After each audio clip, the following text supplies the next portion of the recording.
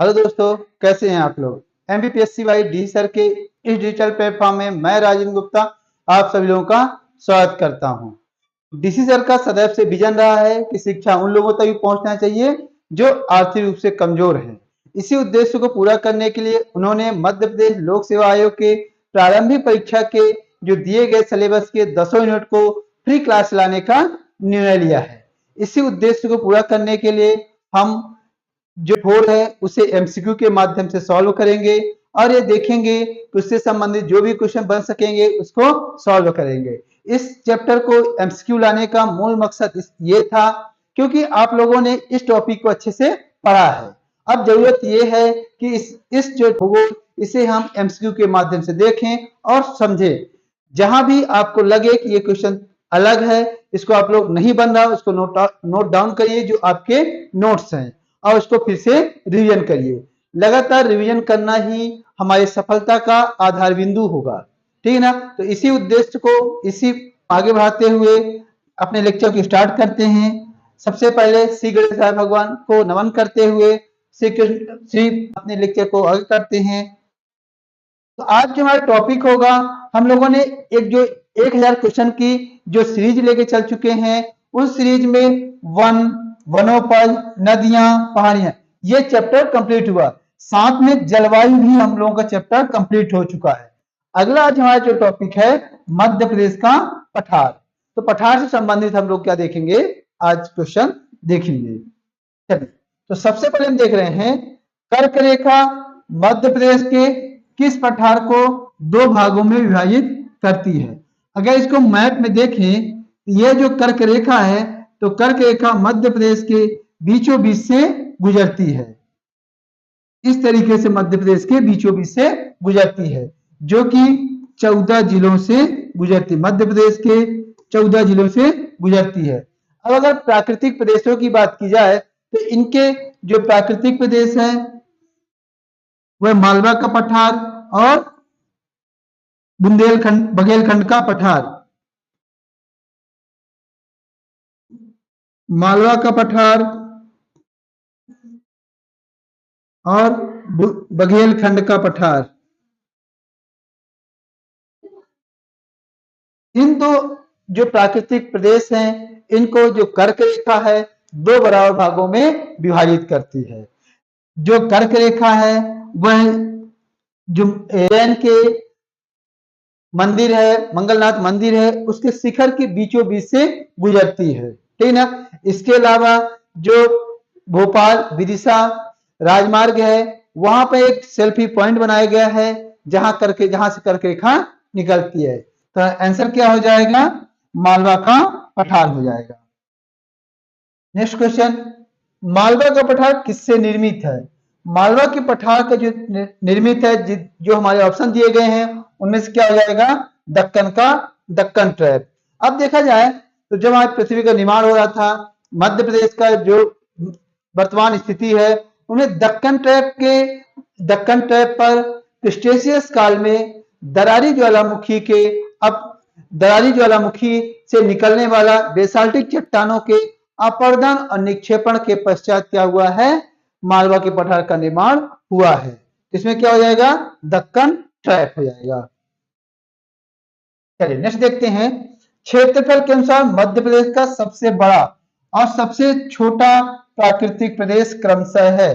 तो हम अगर देख लेते हैं कि देखिए मध्य प्रदेश को भौतिक रूप से भौगोलिक प्रदेश के रूप में पहले 3 भागों में विभाजित किया गया है। 3 भाग कौन कौन से हैं, उच्च प्रदेश हो गया, सतपुड़ा मैकल श्रेणी हो गया और पूर्वी पठार हो गया। अगर उच्च प्रदेश को देखा जाए तो इसको पुनः 5 भागों में डिवाइड किया गया है। मध्य भारत का पठार, मालवा का पठार, बुंदेलखंड का पठार, रीवा पन्ना का पठार और नर्मदा सोन घाटी। और सतपुड़ा मैकल श्रेणी को 3 भागों में विभाजित किया गया है, राजपीपला की पहाड़ी, महादेव की पहाड़ी और मैकल श्रेणी। तो इस तरीके देखा जाए तो पूरे प्राकृतिक प्रदेश को मध्य प्रदेश के 7 भागों में विभाजित किया गया है। इन 7 जो हमारे प्राकृतिक प्रदेश हैं उनको क्षेत्रफल देख लेते हैं, फिर उन पे हम देखेंगे कौन सबसे बड़ा है कौन सबसे छोटा है। तो सबसे पहले हम बात करें तो मालवा का पठार। मालवा के पठार का क्षेत्रफल है 88,222 वर्ग किलोमीटर। वहीं अगर हम बात करें नर्मदा सोन घाटी की बात करें, नर्मदा सोन घाटी, नर्मदा सोन घाटी की जो क्षेत्रफल है वो 86,000 वर्ग किलोमीटर है। तीसरा हम बात करें सतपुड़ा मैकल श्रेणी,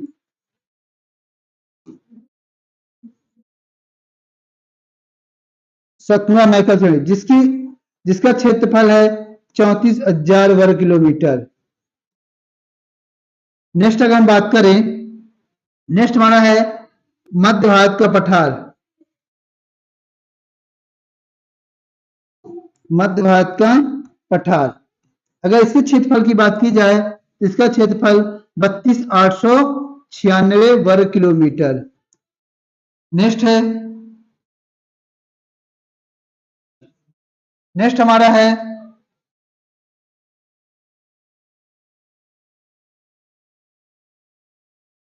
रीवा पन्ना का पठार, रीवा पन्ना का पठार। इसका क्षेत्रफल कितना है 31,981 वर्ग किलोमीटर। नेक्स्ट हम बात करें तो हमारा है बघेलखंड का पठार, बघेलखंड का पठार। बघेलखंड के पठार की बात करें इसका क्षेत्रफल है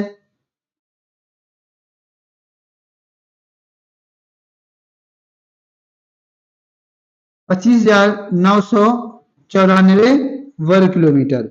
वहीं अगर हम बात करें सबसे छोटे की बात करें तो बुंदेलखंड का पठार, बुंदेलखंड का पठार। बुंदेलखंड के पठार का जो क्षेत्रफल है वो है 23,733 वर्ग किलोमीटर। इस आधार पर हम क्या देख रहे हैं कि जो सबसे बड़ा क्षेत्र कौन सा, मालवा का पठार, और सबसे छोटा कौन सा है, बुंदेलखंड का पठार। तुम्हारा आंसर क्या हो जाएगा, आंसर बी। कई सारे पुस्तकों में देखोगे उसमें बघेलखंड पठार को 7% दिखाया गया है, जबकि जो बुंदेलखंड का पठार है वो 7.7% दिखाया गया। ये गलत है। बुंदेलखंड का तो सही है, बघेलखंड का 8% है, क्योंकि क्षेत्रफल वाइज देखेंगे तब आपको समझ में आएगा। तो आंसर क्या हो जाएगा, आंसर बी हो जाएगा। मध्य प्रदेश के संदर्भ में निम्न कथनों पर विचार कीजिए। चलिए, मध्य प्रदेश का सबसे ज्यादा औसत ऊंचाई वाला प्राकृतिक प्रदेश सतपुड़ा मैकल श्रेणी है। यह कथन सत्य है। क्यों सत्य है, क्योंकि जो सतपुड़ा मैकल श्रेणी की जो औसत ऊंचाई है वह कितनी है, 770 मीटर है।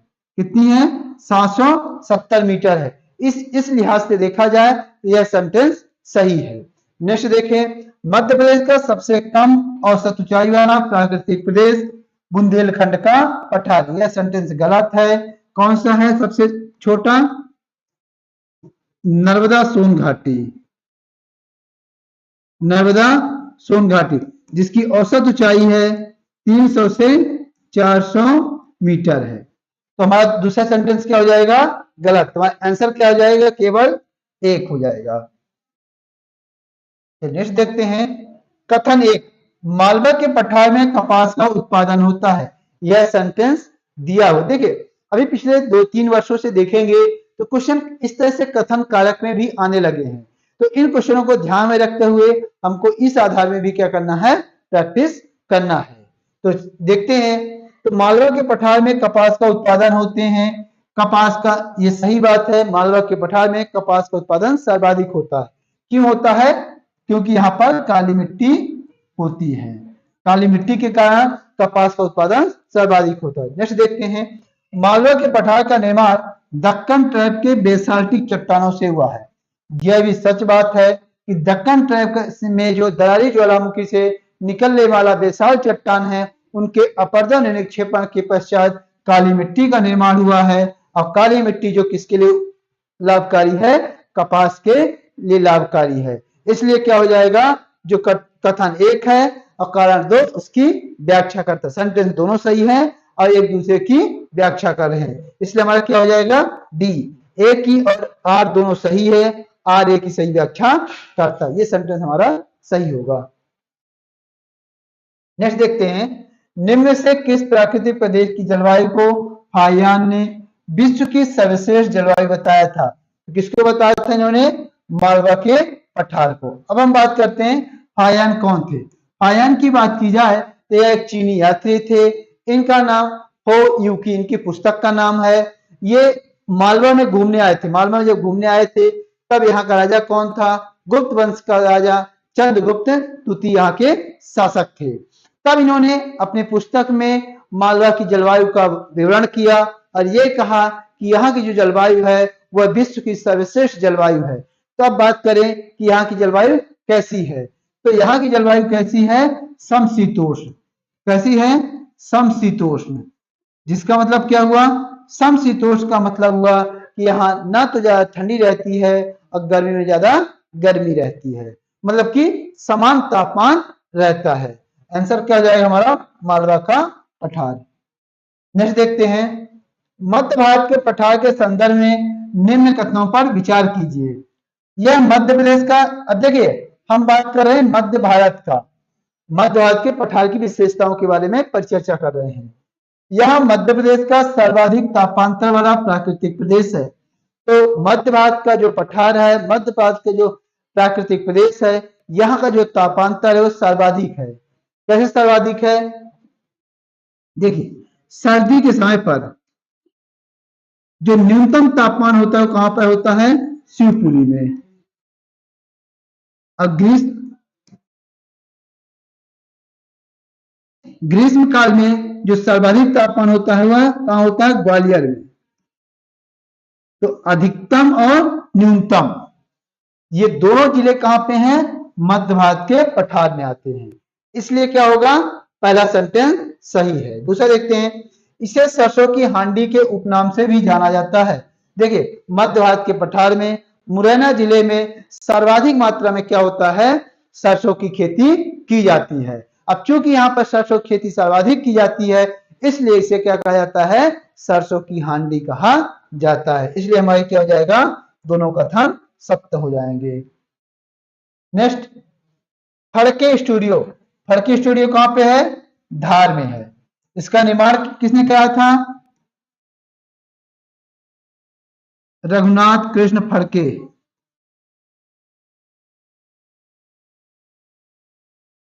रघुनाथ कृष्ण फड़के इसका निर्माण कराया था, ठीक ना। दिल्ली दरबार ये कहां पे है? मांडू। और पशुपतिनाथ का मंदिर कहां पे है? मंदसौर। कहां पे है? मंदसौर। किस नदी के तट पर? सिमना नदी के तट पर।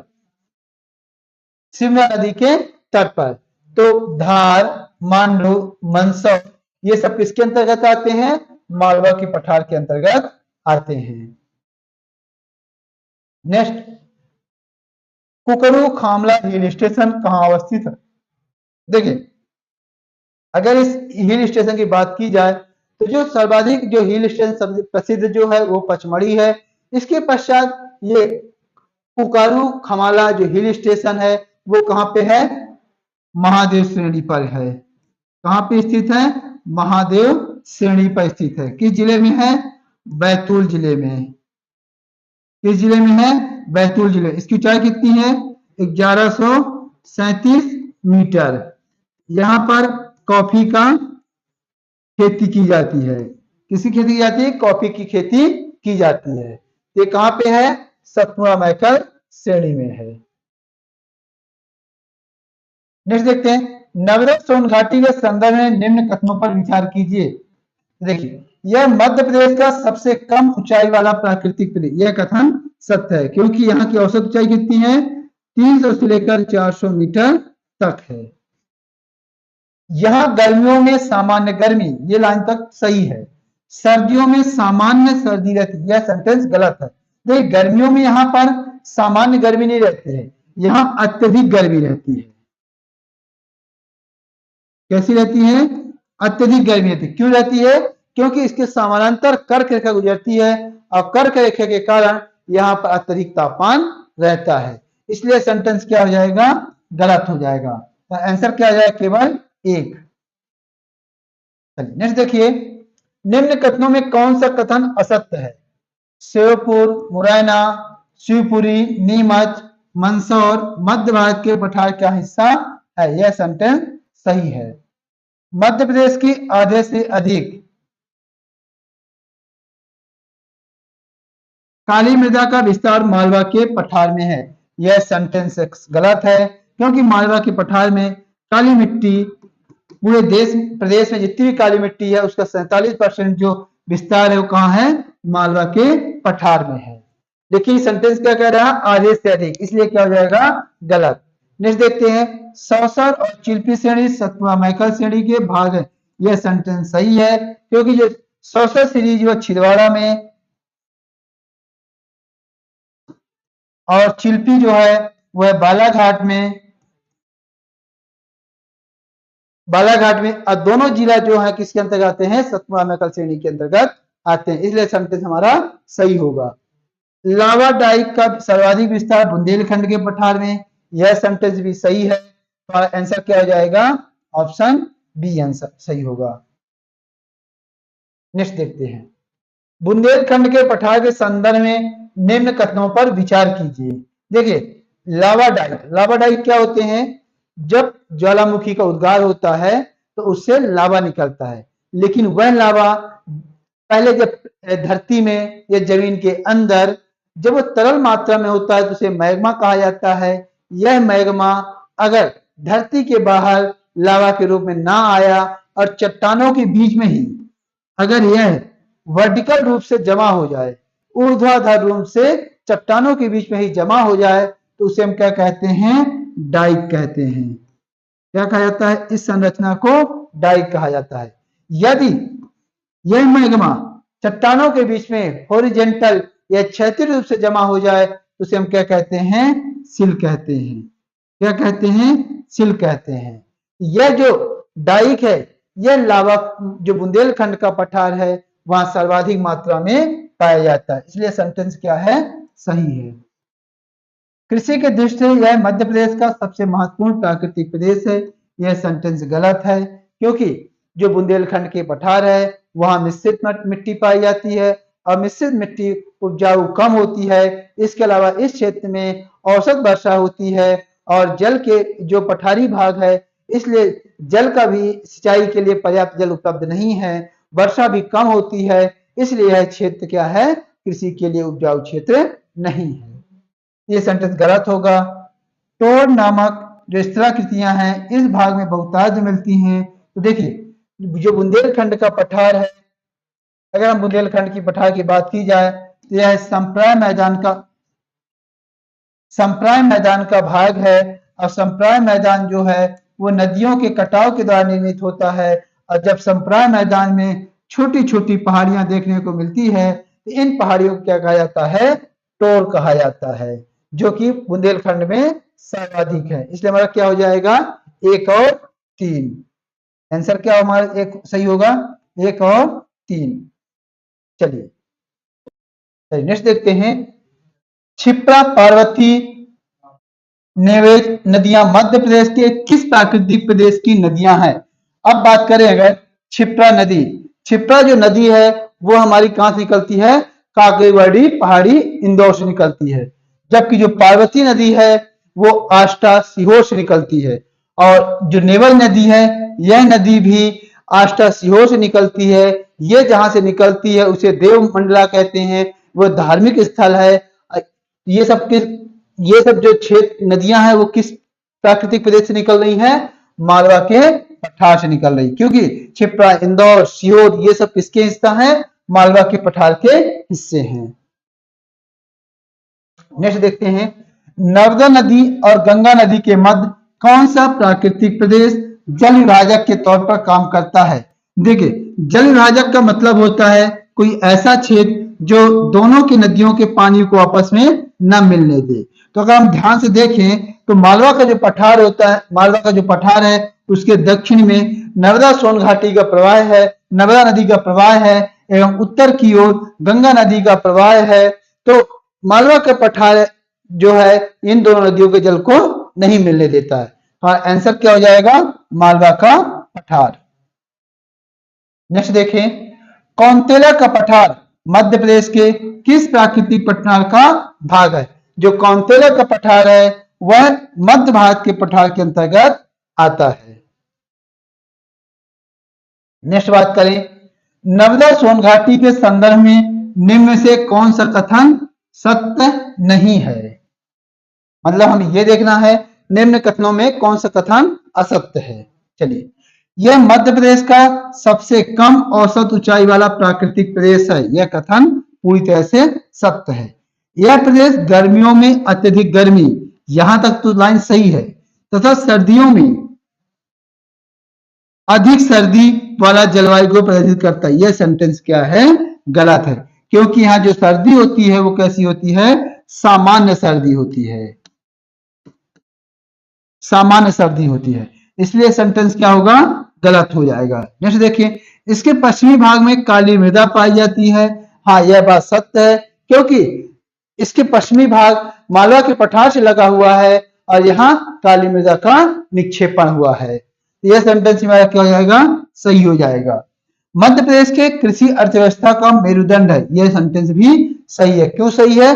क्योंकि जो नर्मदा नदी है उसमें से 41 नदियां उसकी सहायक नदियां हैं, ये मध्य प्रदेश के 15 जिलों से प्रवाहित होती हैं, तो एक बड़े भूभाग में सिंचित जल उपलब्ध कराती हैं, इसलिए इसे क्या कहा जाता है? कृषि का मेरुदंड भी कहा जाता है। तो ये क्या हो जाएगा? सही हो जाएगा। तो आंसर हमारा कौन सा आंसर होगा?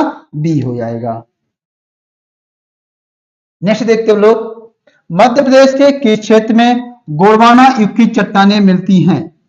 तो गोंडवाना युग की जो चट्टानें हैं वह अवसादी चट्टानें हैं, और यह कार्बोनिफेरस काल में, और जो जहां जहां गोंडवाना युग की चट्टानें पाई जाएंगी वहां कोयला निश्चित रूप से पाया जाता है। और कोयला मध्य प्रदेश में कहां पाया जाता है? मध्य प्रदेश में कोयला सिंगरौली, शहडोल में पाया जाता है, और ये दोनों जिले सिंगरौली और शहडोल बघेलखंड के पठार के अंतर्गत आते हैं। तो कहां आ जाएगा?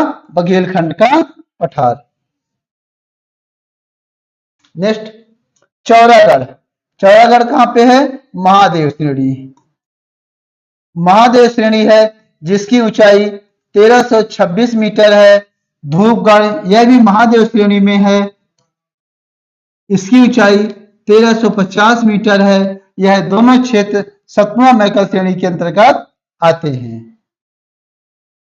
नेक्स्ट, कैमूर और भांडेर श्रेणी मूल रूप से विद्यमान है, तो किसमें विद्यमान है? रीवा पन्ना के पठार में विद्यमान है।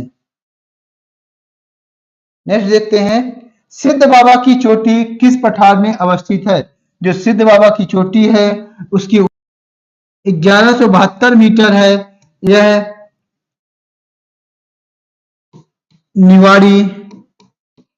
निवाड़ी जिले में अवस्थित है, एवं यह मध्य प्रदेश और उत्तर प्रदेश की सीमा में अवस्थित है। कुछ पुस्तकों में दतिया भी मिलता है। तो ये किसमें किसका भाग है? बुंदेलखंड के पठार की सबसे ऊंची चोटी है। चलिए नेक्स्ट देखते हैं, अरावली और विंध्य श्रृंखला के मध्य कौन सा पठार अवस्थित है? अब बात करते हैं कि अरावली पर्वत और जो विंध्याचल पर्वत है इनके मध्य में कौन सा पठार अवस्थित है? तो अरावली पर्वत मध्य प्रदेश के पश्चिमी भाग में अवस्थित है, और जो विंध्याचल पर्वत है वो पूर्वी भाग में अवस्थित है। इनके दोनों के मध्य में मालवा का पठार अवस्थित है। इसमें क्या हो जाएगा? मालवा का पठार। नेक्स्ट देखते हैं, नर्मदा घाटी उदाहरण है। दरअसल नर्मदा घाटी दो पर्वतों के मध्य में बहती है, इसलिए क्या होगी? भ्रंश घाटी होगी। भ्रंश घाटी। भ्रंश क्या होती है? जब किसी भी चट्टान में विपरीत दिशा में बल लगता है जिसकी वजह से चट्टान टूट जाता है, जिसे हम भ्रंश कहते हैं। यही भ्रंश जब एक किनारे से हो तो उसे हम क्या कहते हैं? भ्रंश करार कहते हैं, जिसका उदाहरण हम पश्चिमी तट पर देख सकते हैं। अब हम बात करते हैं ग्रीवखंड और होस्ट क्या कहलाता है। जब चट्टान का कुछ हिस्सा टूटकर नीचे की ओर चला जाए और बाकी अगल बगल का जो हिस्सा है वो अपने स्थान पे ही रहे, तो ऊपरी वाले हिस्से को क्या कहा जाता है? हॉस्टल कहा जाता है और नीचे दबे हुए भाग को ग्रीवा खंड कहा जाता है। ग्रीवा खंड कहा जाता है। चलिए आंसर हमारा क्या हो जाएगा? धंस घाटी। नेक्स्ट देखते हैं, चंबल घाटी मध्य प्रदेश के किस भौतिक विभाग से संबंधित है? चंबल जो नदी है वो मध्य प्रदेश के श्योपुर, मुरैना और भिंड आदि जिलों में बहती है और यह क्षेत्र चंबल घाटी में कहलाता है। और यह क्षेत्र किसके अंतर्गत आता है? मध्य भारत के पठार के अंतर्गत आता है। विंध्यन कगारी प्रदेश के नाम से जाना जाता है। कौन सा क्षेत्र जाना जाता है? रीवा पन्ना का पठार। नेक्स्ट, धूपगढ़ पहाड़ी की ऊंचाई कितनी है? 1350। नेक्स्ट देखते हैं, मध्य प्रदेश के किस भौगोलिक पठार का निर्माण लावा से हुआ है? तो लावा से किसका निर्माण हुआ है? क्या है? बुंदेलखंड का पठार, बघेलखंड का पठार, सतपुड़ा मैकल श्रेणी, मध्य भारत का पठार।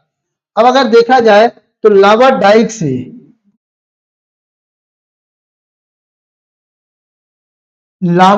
से जो निर्माण हुआ था वो बुंदेलखंड के पठार का निर्माण। अभी हम क्वेश्चन में देखा था कि जो लावा डाइक है वो सर्वाधिक किस पठार में पाया जाता है? बुंदेलखंड के पठार। तो अगर इस ऑप्शन में अगर मालवा का पठार होता तो क्या होता? मालवा का पठार आंसर हो।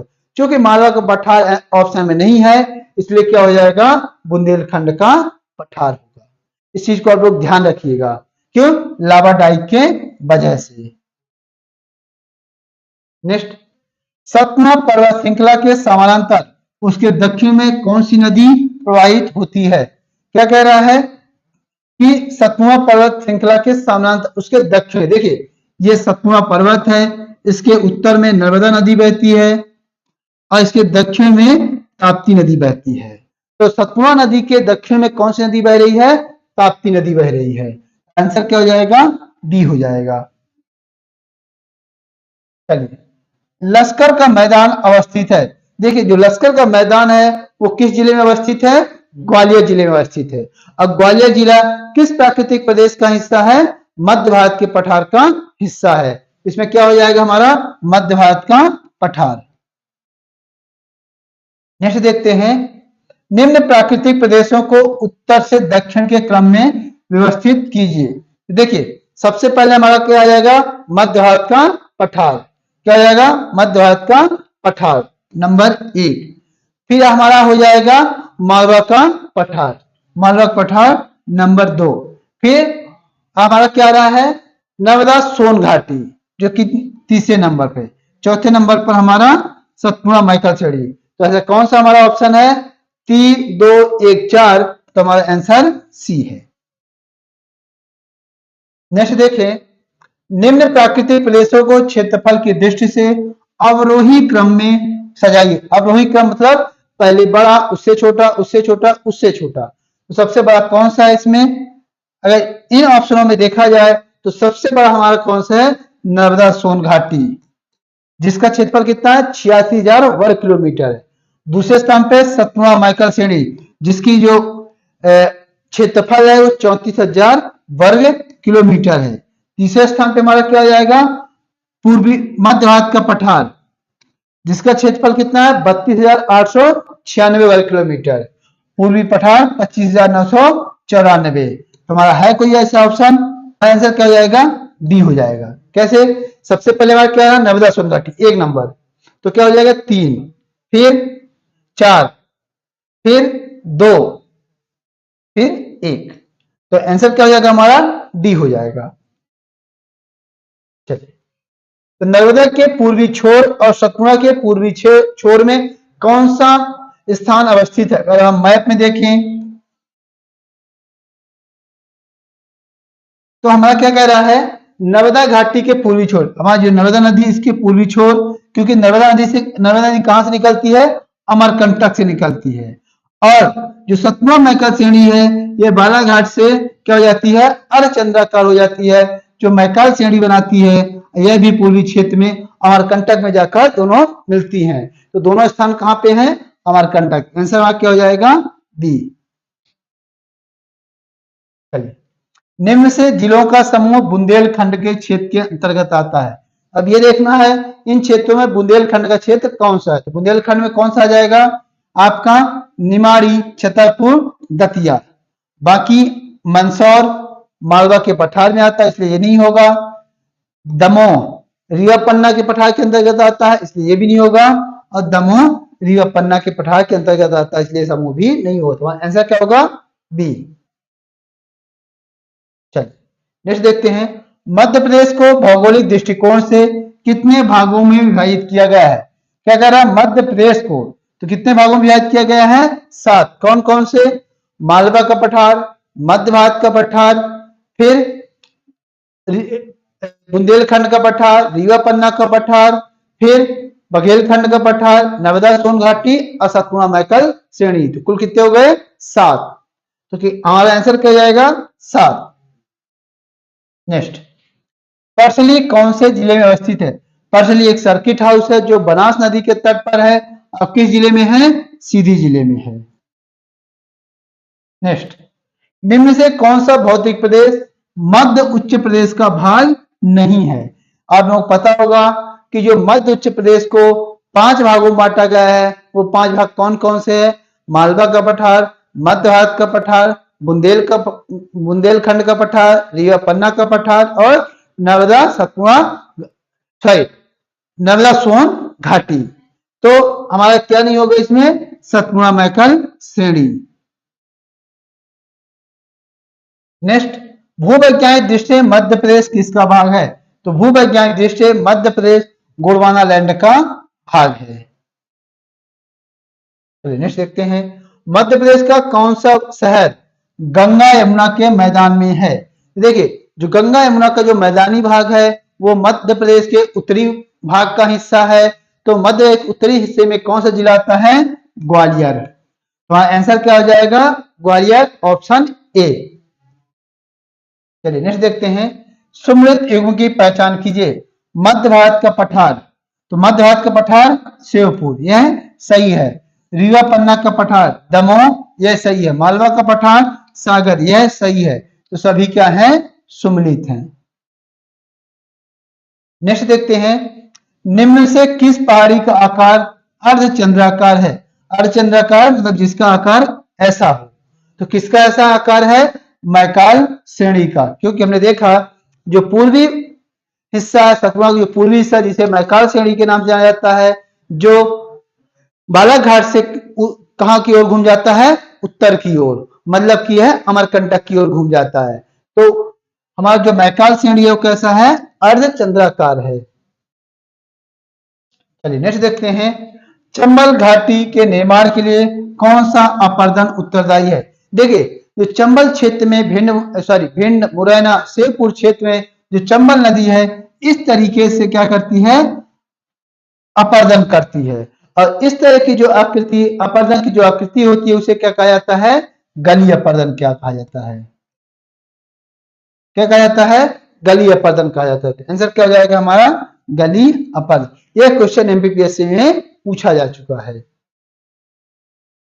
चलिए, मध्य प्रदेश में स्थित हिल स्टेशन पचमढ़ी कहाँ स्थित है? यह पहले ही बता चुके हैं। जो हिल स्टेशन पचमढ़ी है वो सतपुड़ा मैकाल श्रेणी में अवस्थित है और उसके अंतर्गत जो उसका मध्य वाला हिस्सा है महादेव पहाड़ी, तो कहां स्थित है? महादेव के पहाड़ी में।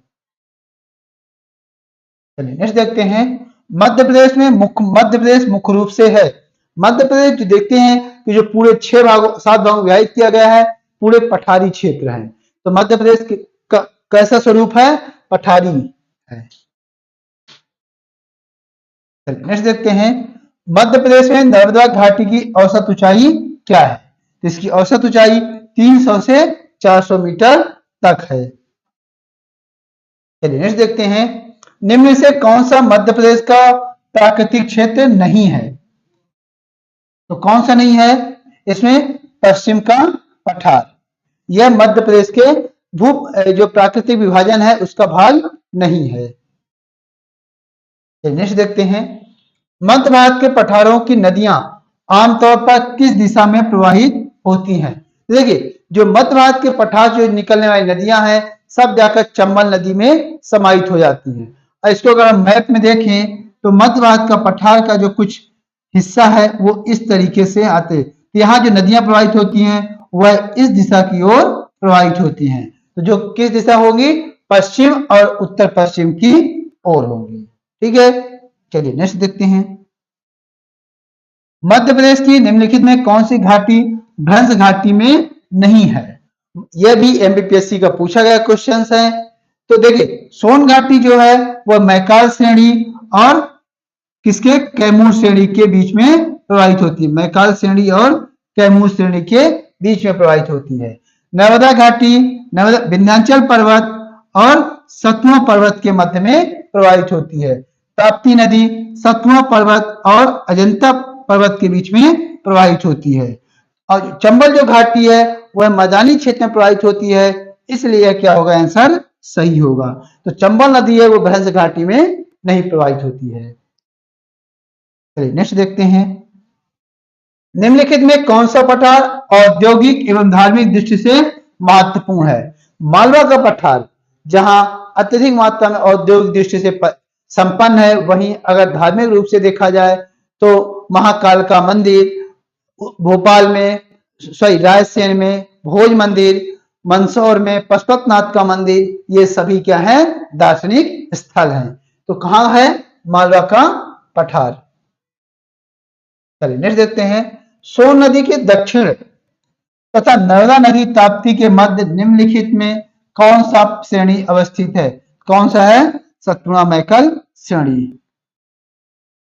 चलिए नेक्स्ट देखते हैं, मध्य प्रदेश के निम्न से किस क्षेत्र में सतपुड़ा श्रृंखला मौजूद नहीं है? किसमें नहीं है? हरदा। हरदा में क्या? हरदा किस प्राकृतिक विभाग के अंतर्गत आता है? नर्मदा सोन घाटी के अंतर्गत आता है। नेक्स्ट देखें, और लास्ट है, मध्य प्रदेश के मालवा के पठार में सूती वस्त्र मिलों की स्थापना की गई है। यह बात सही है, क्योंकि मालवा के पठार में काली मिट्टी पाई जाती है और काली मिट्टी कपास के उत्पादन के लिए सबसे उपयुक्त मानी जाती है।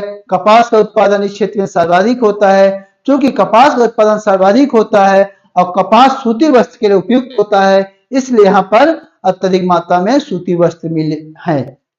नेक्स्ट, मालवा के पठार में काली मिट्टी की आवृत है, यह भी सही है। इसमें क्या हो जाएगा? 1 और 2 दोनों सत्य होंगे। चलिए, तो इस तरीके से हम लोगों ने आज पूरे 50 क्वेश्चन देख लिए हैं, उनसे संबंधित अन्य फैक्ट भी देख लिए हैं। और आप लोगों के पास जो भी ऑप्शन होगा एमसीक्यू उसके लगाते रहिए। थैंक यू, मिलते हैं नेक्स्ट लेक्चर में।